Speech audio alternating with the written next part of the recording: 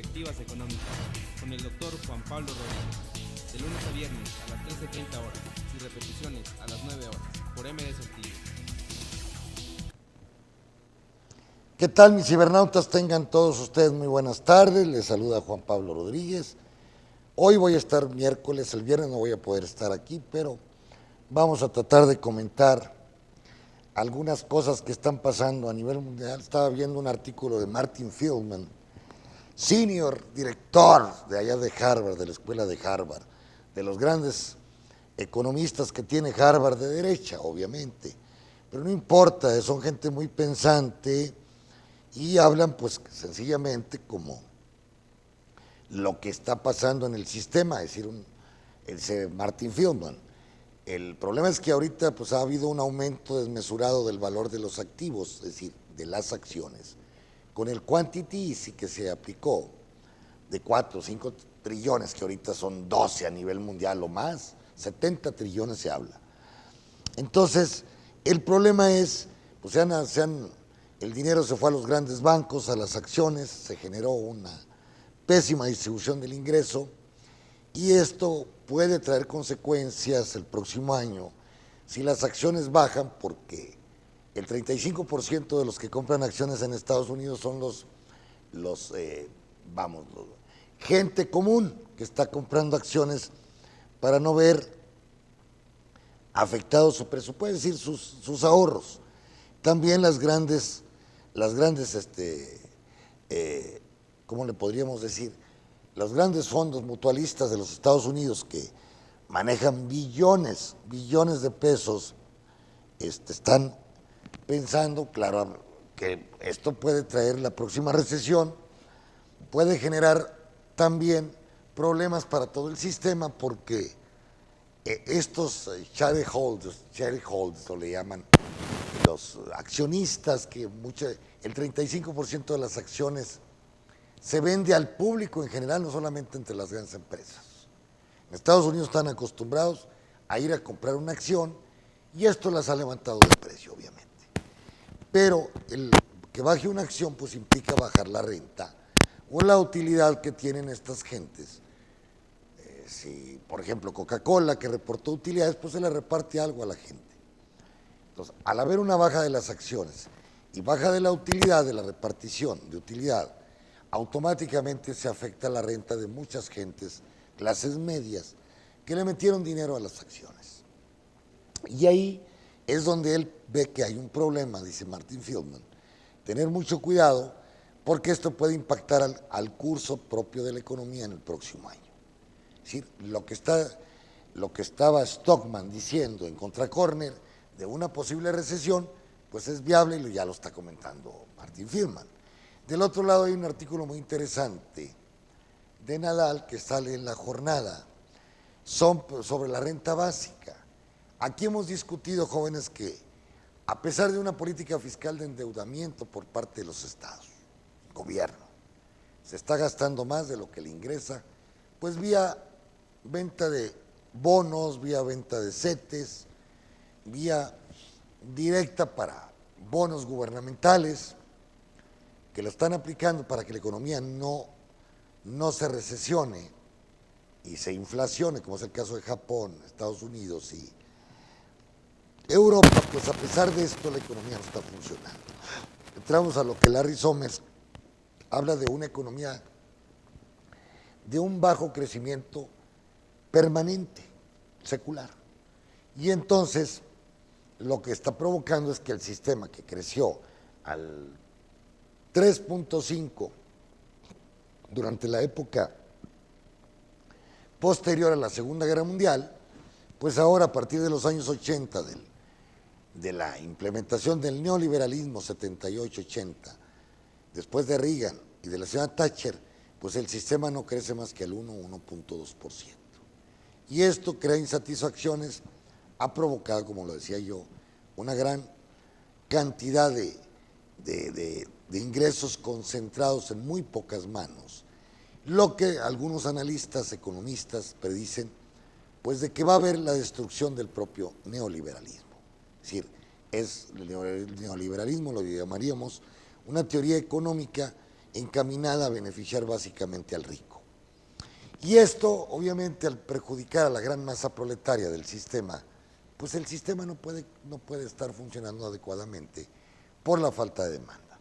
Y entonces, aquí habla ya Nadal, lo que Adair Turner, que le falta decir a Nadal, pues Adair Turner proponía, y otros especialistas, Kidelsky, pues hay varios, hasta el mismo Krugman, el mismo Joseph Stiglitz, en base a un artículo de 1966 del maestro Friedman, que cuando el endeudamiento del Estado, a base de dinero, de política fiscal, de endeudamiento para que se dinamice la demanda efectiva, y los quantity easy que aplicaron a partir de la crisis de 2007-2008, es decir, dinero fácil, compra de bonos gubernamentales o de los bancos a las grandes empresas, para que tuvieran una base en caso de una crisis y poderle pagar, por ejemplo, los bancos a sus acreedores.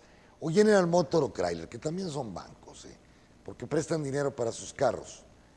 Pero todo ello nos lleva a considerar lo que dice Nadal, de que ya ven el fin del neoliberalismo y algunos otros, con ello la destrucción de la propia Comunidad Económica Europea. El fenómeno de Grecia, de España, de Italia ahora, va a haber elecciones en Italia, en Francia, en Alemania, pues van a poner en entredicho la coordinación, la solidaridad, la conformación misma de la propia Comunidad Económica Europea como un todo, que puede en un momento determinado zafarse. Hay problemas con el dictador de Polonia, con la ultraderecha de Polonia, también Austria va a otras elecciones, y ahí puede la ultraderecha francesa como la austríaca tomar el poder, y eso implicaría el preludio de la destrucción de la propia Comunidad Económica Europea.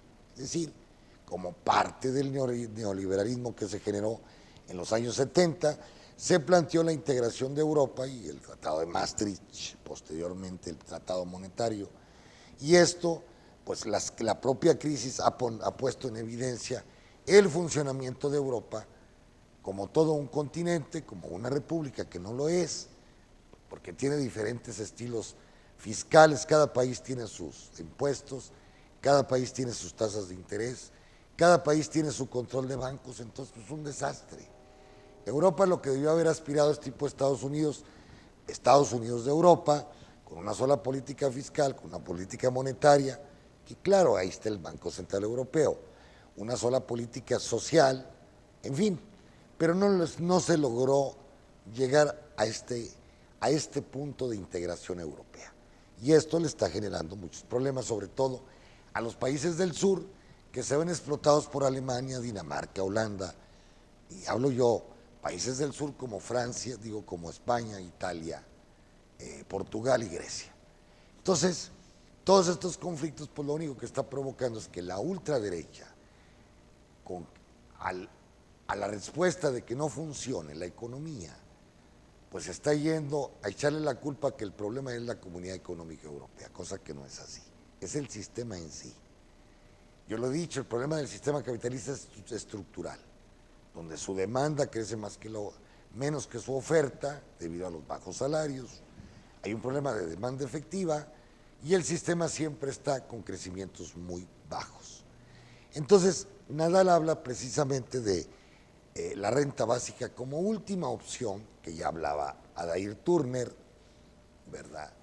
También de Malkervis, también de Turquía, donde decía, bueno, necesitamos implementar la renta básica propuesta por el señor Friedman en los años 60, en donde si la política fiscal de endeudamiento no resulta, la política también de endeudamiento, porque es también deuda, del quantity easy, dinero fácil, que los bancos centrales se emiten y compran bonos gubernamentales. Entonces, ya llegó a su límite, la economía no está creciendo más allá del 1 o 2%, hablo yo de la economía desarrollada, y las tasas de inflación están abajo del 2%, que fue el objetivo que se plantearon todos los bancos centrales de los países más desarrollados de este mundo. Ahí la tasa de inflación no ha superado el 2%.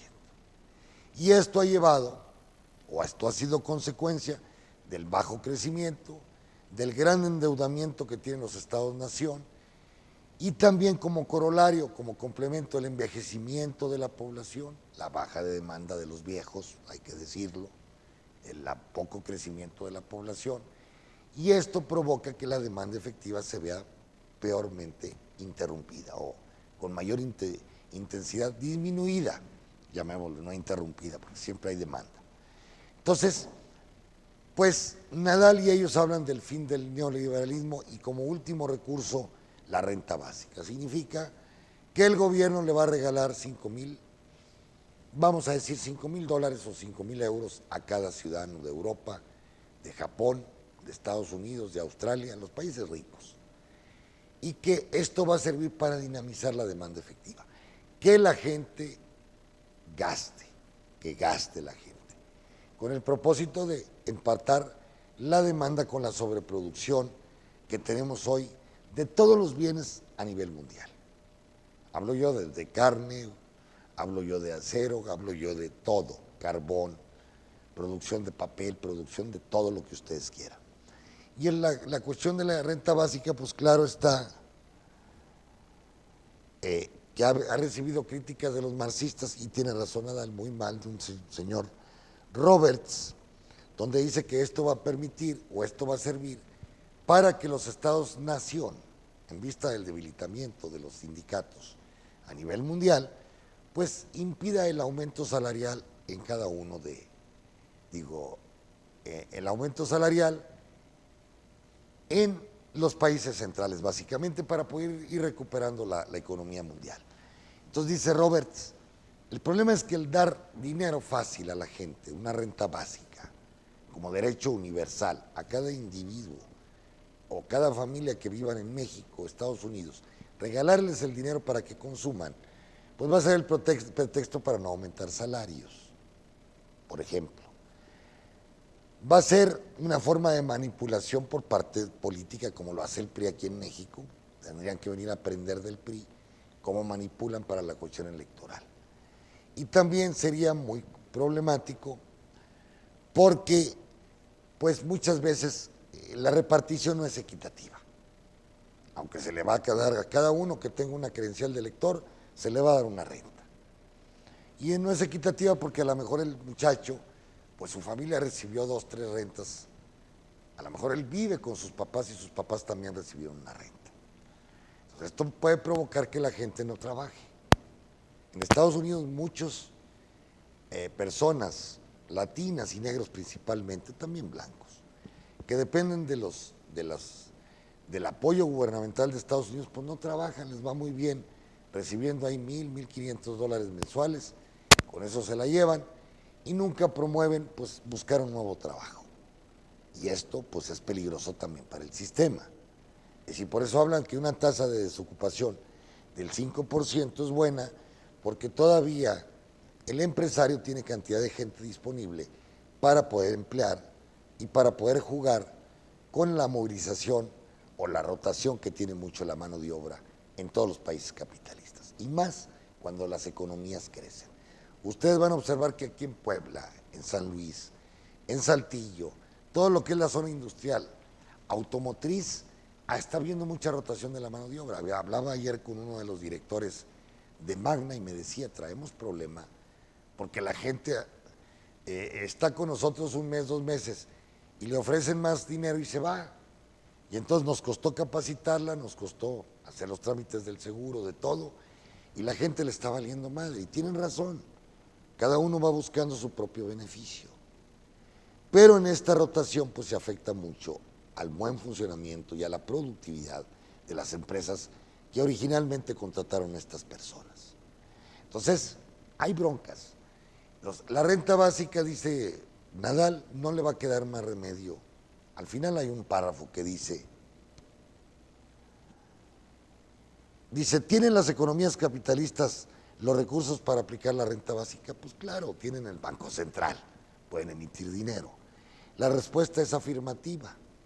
El estudio de Arcarons, Domenech, Raventos y Torrens sobre un modo de financiación de la renta básica para el Reino de España no deja lugar a dudas. Es decir, ya se han hecho estudios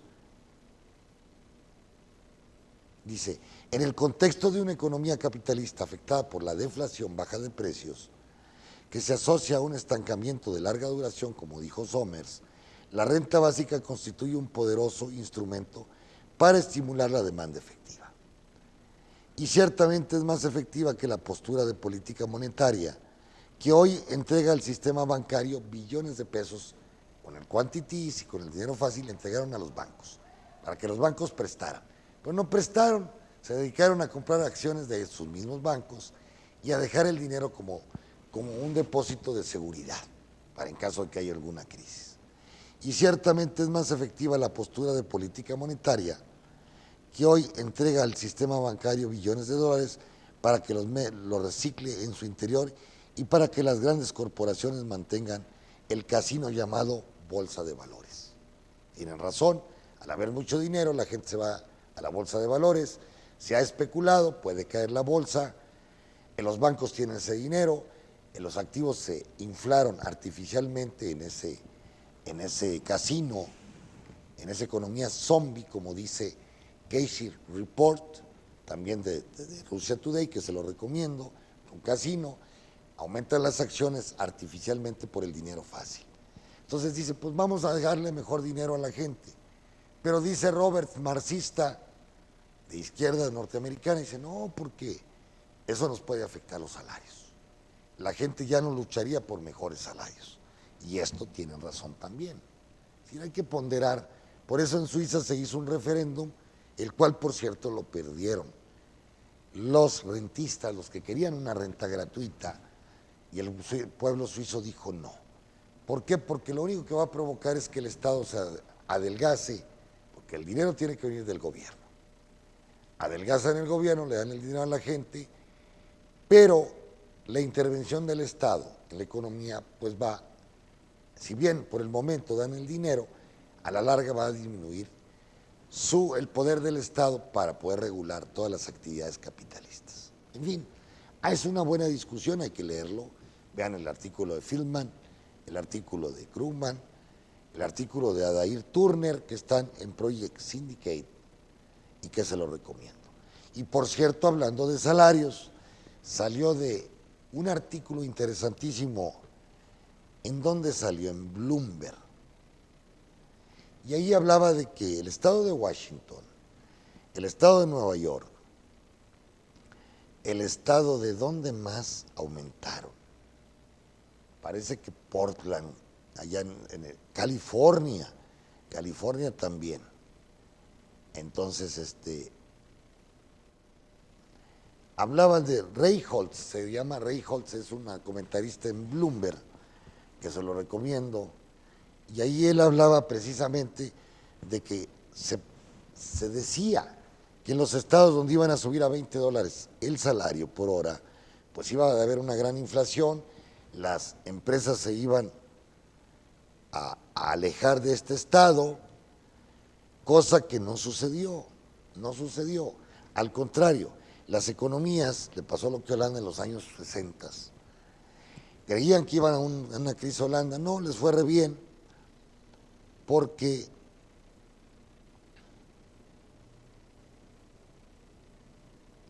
se incrementó el mercado, es decir, y déjenme ver, aquí en Bloomberg Opinion,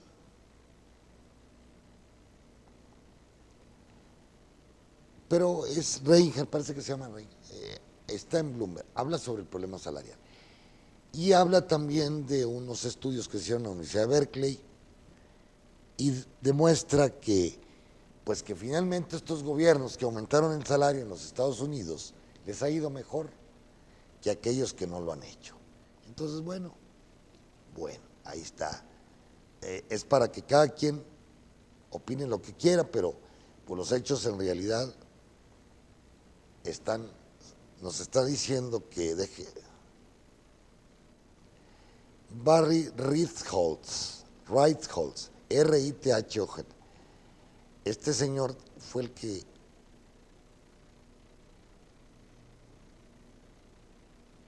habla precisamente de los salarios. Déjeme ver si hay aquí. Eso fue del lunes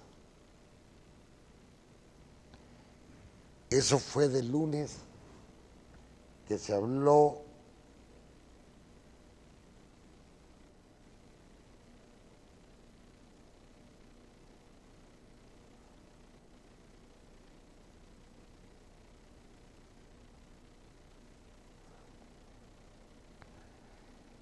Ay Dios, ¿dónde estará este? Bueno, yo por ahí lo vi, y hay que buscarlo, yo se lo recomiendo que lo busquen en Bloomberg, donde pues finalmente dice él, los artículos estos ahorita me viene el nombre también del investigador de la Universidad de Stanford, parece, o Berkeley, pues viene a confirmar de que el aumento salarial en el estado de Washington, en Nueva York, en California, pues les ha ido mejor que aquellos estados que no han aumentado el salario. Lo ideal sería, como dice Sanders, que el salario pasara de $7, 7.5 a $12, o $15, como dice Sanders. Clinton lo está poniendo en 12. Pero ¿qué con respecto al Tratado de Libre Comercio? Hablando de Clinton, que va a ganar la elección, anda 12 puntos arriba del loco de Trump, ya se empieza a estabilizar el dólar con respecto al peso, la volatilidad. Claro, va a haber volatilidad hasta el día 8, pero creemos nosotros que el dólar puede llegar a 18 pesos por dólar, en lugar de 18.50, 19. Y esto es buena noticia para México, pero mal para el presupuesto, porque pues lo que obtienen del petróleo va a disminuir y se va a ver mermado el presupuesto público nacional. Entonces, ahí también va a haber broncas. Ya ajustaron con 50,000 millones de pesos en caso de México de incrementar el presupuesto en base a las variables dólar y en base a las variables exportación, con el propósito de que pues no se recorte tanto al campo, al turismo, a la infraestructura.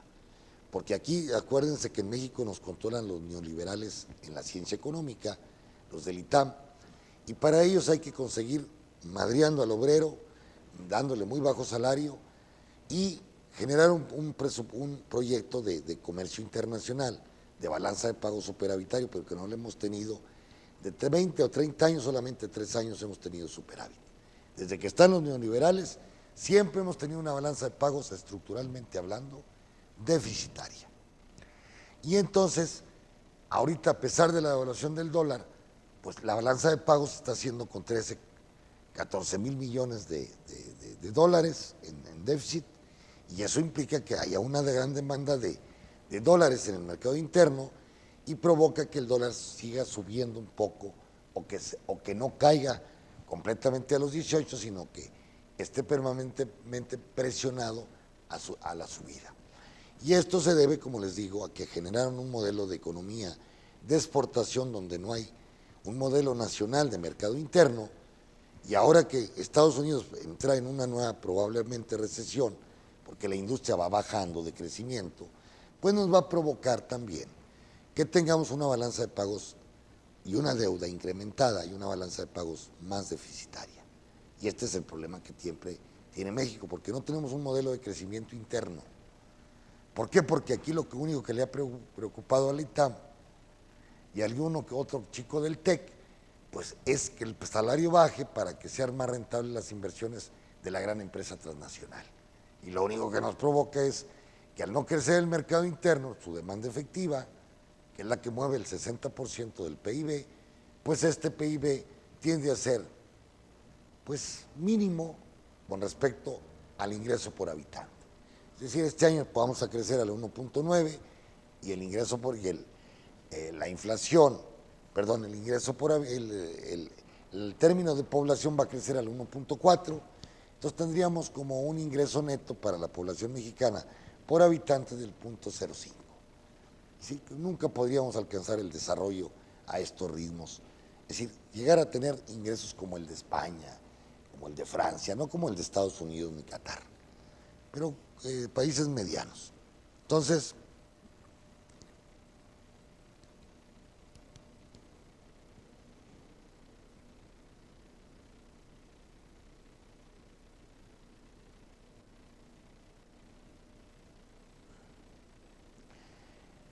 les decía yo, Peña Nieto declara, pues no crean que cuando me levanto quiero que esto. ¿Cuál fue la declaración? Una locura lo de Peña. Como siempre, pobrecito. es un muchacho muy ignorante. Entonces, tiene razón ahí el comentarista de Televisa. Bueno, ¿qué va a hacer cuando este jovenazo pase a ser desocupado? Vea, ahora que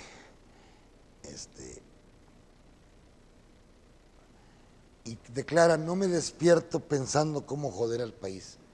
Pero si este país tiene 30 años jodido, Peña Nieto. Entonces, ya sé que deseas lo mejor, pero el país está tan jodido que ahora todos te echan la culpa. No traes más que una aceptación, yo creo que ni del 10%. ¿Qué vas a hacer después de ser presidente? Yo la verdad no te envidio, ni a ti ni a tu familia. A donde vayas te van a perseguir. Con la de Ayotzinapa te pueden acusar a crímenes de lesa humanidad y no tienes salida como la tuvo Zedillo de ser profesor ahí, dizque emérito entre comillas, igual Calderón. Pagan por ser profesores en Harvard, pero tú, que no leíste ni 3 libros, no te pueden contratar de profesor. ¿Con qué pretexto? Entonces, pues vas a tener que comprar una isla allá cerca del Océano Índico o a lo mejor en el Caribe, una isla sola, con otros 5 o 10 políticos que los anden siguiendo y ahí quedarse. Y ese es el derrotero también probablemente de los Moreira y de otros gobernadores. Es decir, tanto los odia la gente que no van a poder andar bien en la calle tranquilamente. Ahora, en el fenómeno mexicano, pues reportan últimamente que el desempleo bajó, sí, ciertamente, al 3.8, del 3.9 al 3.7, 3.8. Pero el problema es que los empleos de 3 salarios mínimos han bajado y los empleos de 1 salario ha subido. Y el salario mínimo en México es un salario de hambre. Entonces, de nada sirve quitar empleos de 3 salarios, meter empleos de 1 solo salario, porque pues no se dinamiza la demanda interna. Al no dinamizarse la demanda interna, pues no se dinamiza la producción, no se dinamiza la inversión. Y tienen razón los empresarios. ¿Para qué voy a invertir si lo que produzco ahorita, en este momento, no se consume? Pues no son idiotas, tampoco. Entonces dice, pues ¿para qué meto más inversión? Correspondería al Estado tener una inversión pública, agresiva, pero no lo hace Peña Nieto por sugerencia de estos idiotas del ITAM. Y entonces entramos en un círculo perverso económico. Esa es nuestra historia. Y es la historia ahora de la América Latina con Temer en Brasil, con el idiota de Macri, con nosotros.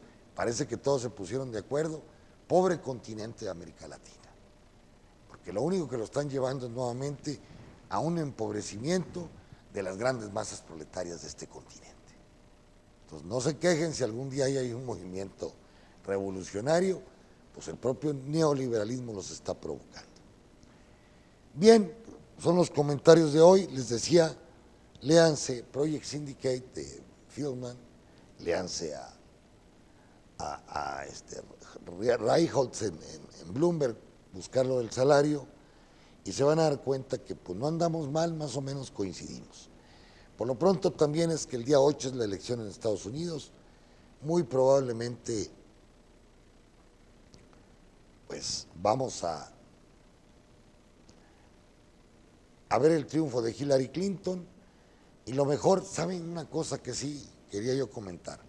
Qué bueno que se revisara el Tratado de Libre Comercio, en el punto que a mí me interesa, y que he dicho que es la causa de las propias crisis del sistema, que viene de la lucha de clases de Marx, no hay duda.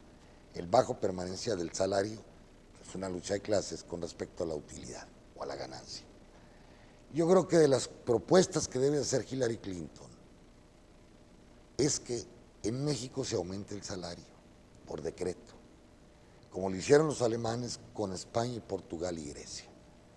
¿Quieres entrar a la Comunidad Económica Europea? Aumenta tus salarios. ¿Por qué? Porque quiero que tú me consumas. Es decir, México trae un superávit en balanza con los Estados Unidos, aunque trae un déficit terrible con China. Ahí lo perdemos todo lo ganado con Estados Unidos.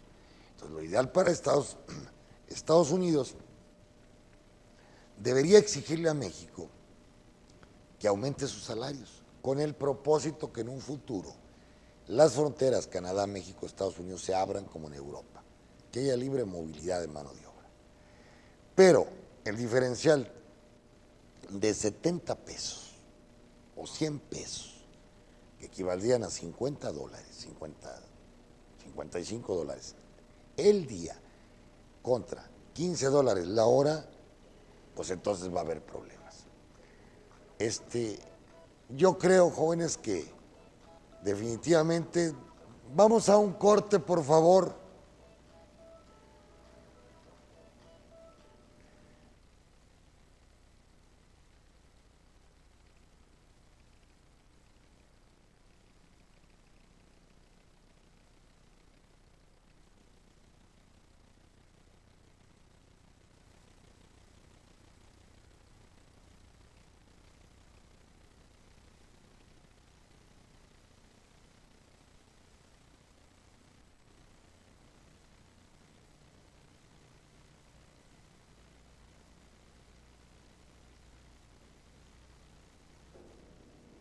Decía yo que para el fenómeno mexicano, pues ojalá y presionen los norteamericanos que es decir, ya si internamente no hay una escuela, la escuela predominante quiere bajar los salarios, pues que venga de parte de los norteamericanos, de Sanders, de Hillary Clinton, obligándonos a aumentar los salarios. Eso ayudaría al mercado interno y ayudaría a balancear, o más bien, a que no sea tan deficitaria para los Estados Unidos la balanza de pagos. Aumentaría la productividad, aumentaría la inversión en México, ¿por qué? Porque para las empresas transnacionales es muy atractivo contar con un mercado interno activo. Fíjense cómo la mayor parte de las inversiones extranjeras se dan entre Europa y Estados Unidos, o Japón, porque ahí hay mercado, las grandes inversiones están ahí. En el fenómeno mexicano hay menos inversiones porque hay menos mercado. ¿A qué viene una empresa transnacional? Pues puede ser que para exportar, pero también le interesa mucho que tengamos un mercado interno dinámico, como nos está sucediendo con China, Indonesia, como están sucediendo con los países del sudeste asiático, cosa que nos está pareciendo a nosotros, o que pasó con Corea o Singapur.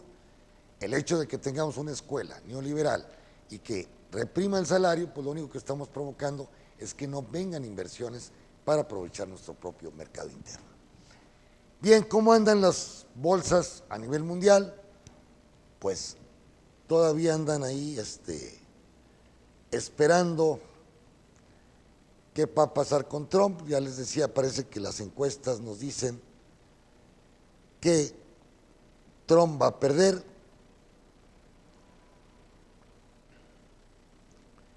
Y que pues Hillary Clinton va a gobernar ese país, no sabemos cuánto tiempo, pero ahorita el Dow Jones está bajando el 0.14, el Standard & Poor's el 0.32, el FTSE de Estados Unidos va bajando el 1.12, el Nikkei, de Inglaterra, el Nikkei de Japón va bajó el 0.06, y el euro con respecto al dólar se revaloriza un poquito, el 0.0019. El West Texas a la baja, porque acaban de reportar precisamente que Estados Unidos trae en Cushing, que es en Oklahoma, donde se concentra todo el petróleo y donde se termina el precio del West Texas, que hay una sobreproducción de petróleo. Es decir, los inventarios, jóvenes, cuando suben los inventarios, tienen mucho petróleo, pues tratan de bajarle el precio. Y ahorita el West Texas está bajando el 0.32%. Pero déjenme ver en las commodities, por ejemplo, que es donde nos interesa el petróleo. Va bajando el 0.55, las commodities en general, pero el petróleo 0.57 y el Brent bajando el 0.97. El oro bajando el 0.51, la plata 0.84. En la agricultura, subiendo el maíz, subiendo el trigo, subiendo el algodón y subiendo el ganado en pie. Entonces, está todo ahí esperando los resultados para el próximo 8. El peso puede valer 18 si gana Hillary, y tendríamos que prepararnos con Hillary y con sus especialistas a la renegociación del Tratado de Libre Comercio. Ojalá y Hillary nos obligue a subir los salarios. Porque Peña Nieto y Hacienda y MID, pues estos pobres vienen de allá, bueno, son muy ricos, de todo lo que roban. Pero estos pobres mentalmente siempre quieren salarios bajos. Si Estados Unidos nos obliga a subir los salarios para seguir en la Comunidad Económica de Norteamérica, sería fabuloso y sería la salida ya para un mayor crecimiento de la economía mexicana. Pero eso ya lo veremos para el 2017-2018. Pásela muy bien y nos vemos hasta el próximo lunes, porque no voy a poder estar aquí el viernes a la 1:30. Voy allá con nuestros amigos de Mexicali, Tijuana y Ensenada, California. Gracias y hasta pronto. El análisis, la opinión y todo lo que quieres saber sobre el mundo de las finanzas lo encuentras en Perspectivas Económicas con el Dr. Juan Pablo Rodríguez, de lunes a viernes a las 13:30 horas y repeticiones a las 9 horas por MDS TV.